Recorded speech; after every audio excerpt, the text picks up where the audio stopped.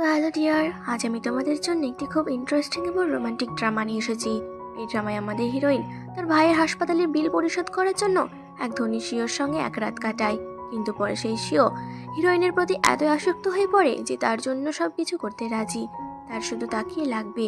কিন্তু আমাদের হিরোইন অন্য একজনকে পছন্দ করে, তাই সে শিওর প্রপোজাল ফিরিয়ে দেয়। কিন্তু সিও হাল ছাড়ে না, সে হিরোইনকে পাওয়ার জন্য সব রকম চেষ্টা করতে থাকে। শেষ পর্যন্ত কি হয় সেটাই আমরা এই গল্পে দেখবো।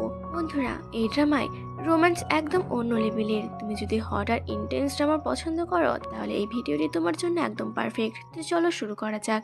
ড্রামার শুরুতে আমরা এক সুন্দরী মেয়েকে দেখি, যার নাম সুজান। সে আমাদের ড্রামার হিরোইন। খুব ভয় পেয়ে সে মিস্টার গ্যাব্রিয়েলের রুমে যায়। মিস্টার গ্যাব্রিয়েল তাকে মনোযোগ দিয়ে দেখতে থাকেন। এতে সুজান আরো বেশি ভয় পেয়ে যায়, তার হাত পা কাঁপতে থাকে। তখন মিস্টার গ্যাব্রিয়েল তাকে নিজের কোলে বসিয়ে জিজ্ঞাসা করে সে কি এখনো ভার্জিন কিনা।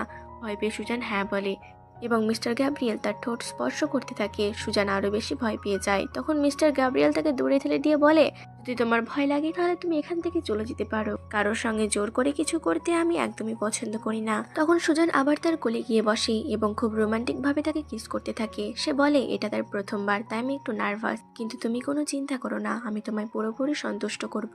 এরপর সে মিস্টার গ্যাব্রিয়েলের শার্ট খুলতে থাকে। তখন মিস্টার গ্যাব্রিয়েল তাকে কোলে তুলে নেয় এবং খুব রোমান্টিক ভাবে কিস করতে শুরু করে। তারপর তাকে বিছানায় শুয়ে তার গলায় পাগলের মতো কিস করতে থাকে। দুজনেরই কন্ট্রোল হারিয়ে যায়। এরপর তোমরা বুঝতে পারছো ডিয়ার কি হয়। সব শেষে সুজান মন খারাপ করে ভাবে টাকার জন্য আজ সে নিজের কুমারিত্ব হারিয়ে ফেললো।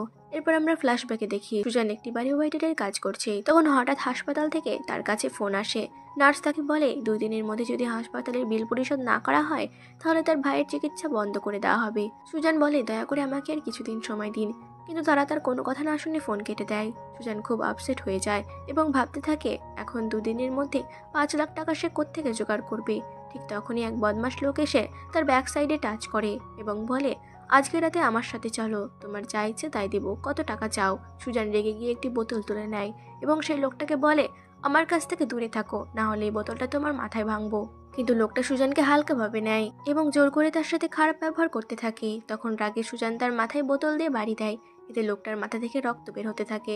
এটা দেখে লোকটি আরো বেশি রেগে যায় এবং সুজানকে সোফায় ফেলে দেয় এবং সেখানেই জড়াজড়ি করে। ঠিক তখনই বারের ম্যানেজার এসে লোকটাকে বলে আমাদের বস মিস্টার গ্যাব্রিয়েল এখনই এখানে আসছেন, তিনি যদি আপনাকে এই অবস্থায় দেখেন তাহলে আপনার সঙ্গে হওয়া ডিল বাতিল করে দিবে, তাই নিজেকে কন্ট্রোলে রাখুন, নাহলে সব নষ্ট হয়ে যাবে।